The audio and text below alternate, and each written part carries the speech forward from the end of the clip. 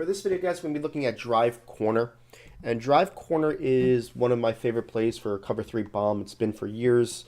Definitely was somebody who kind of found this 3 or 4 years ago when this play first came out. And what you're going to do, I'm going to show you my original setup for one part of this video, and then I'm going to show you the next setup and the reasons why we do it. We're going to do it both in the same video, but separate them on the play call sheet because there's different reasons why you would do it. Now, the original setup is to move this guy over, put A on a streak, block your running back, and basically what's going to end up happening is the tight end is going to pull down the ability for the free safety to go over. The Y goes over the top. The X does a good job of holding back that one player.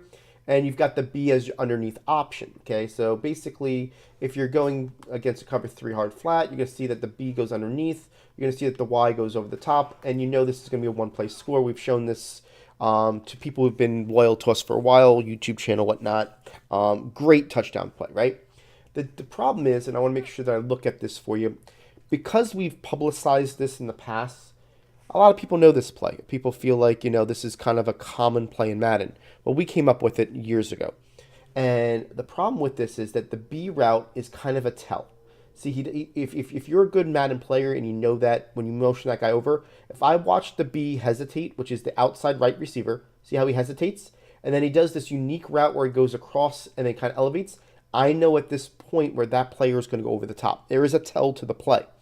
So because of that, I know that if I'm going against somebody who does this, moves the guy over, I see that the B does not hesitate, and I've seen the number 17 hesitates. All right, my first inkling is I got to cover number 11 down the field, okay? So if you're a high-level Madden player, that is something that you pick up on. If this is something that you aspire to be, those are things that you need to watch the little details of, okay? So the second setup is basically something that I'm going to more often if I see that they sell out on that first setup. And all I'm going to do is put the B on the streak, move this guy over, block it, okay? And what that does is gives you 3 vertical routes to start off with, the B, the A, and the Y. So you really don't know that they're doing the same setup because there's no tell right away. And then by the time that they've got to make a decision, they got to make a decision, do I cover the Y down the field? If they do, then typically the A is going to get underneath that player and get open. Because he's vacating the spot he needs to do to cover it, right? So let me just show you here. You see that the A goes across. I'm going to get sacked here. Let's try this again and go with it. Here we go. Move this guy over. B here. And we're good here. Let's go ahead and be a little bit better about getting up in the pocket. Come over here. And you're going to see that this Y is wide open. Definitely didn't have the timing on that, but, we'll see what we got here. But you can see that route combination is going to get the same trick that you did with the other one, right? By doing that, you're going to see that these 3 guys go vertical, right? So at this point, they're trying to figure out which guy do I have to cover.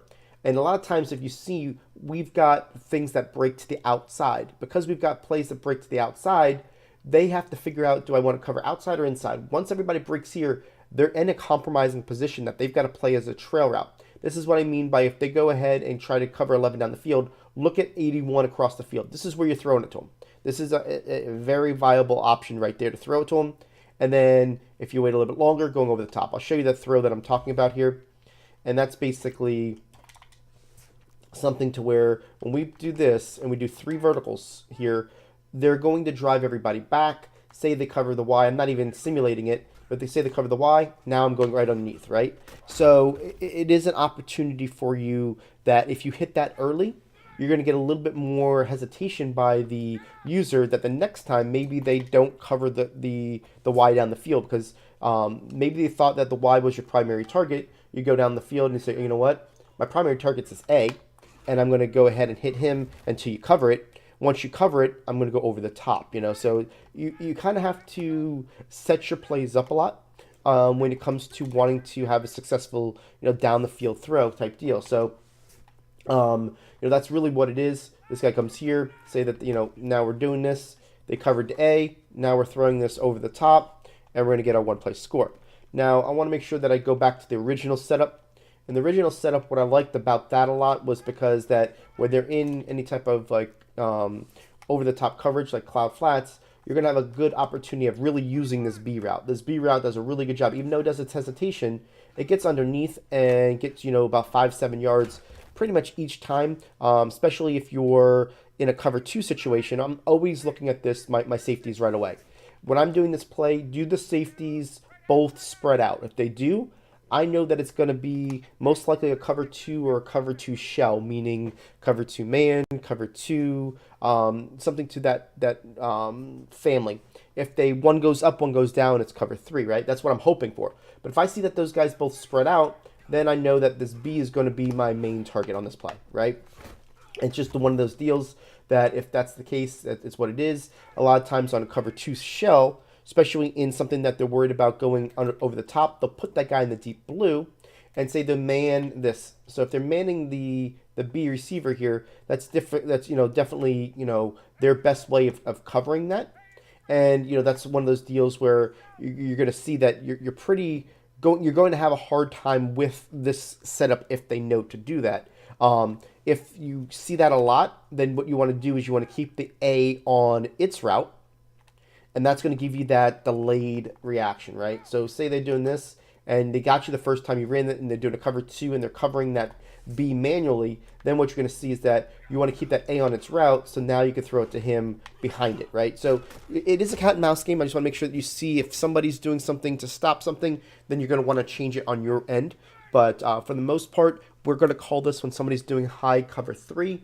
As far as their main defense, we want this to be on the left hash mark. It has to work on the left hash mark for the most consistency. Can it work in the middle? Can it work on the right?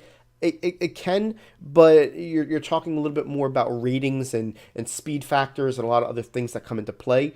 The left is going to give you a much better shot of being able to do this with any type of route, combination of route runners, as long as they've got decent speed. So definitely use both these setups. We'll list them separately on the guide for you, so you know that they're two different types of plays, but there are reasons why we do each one.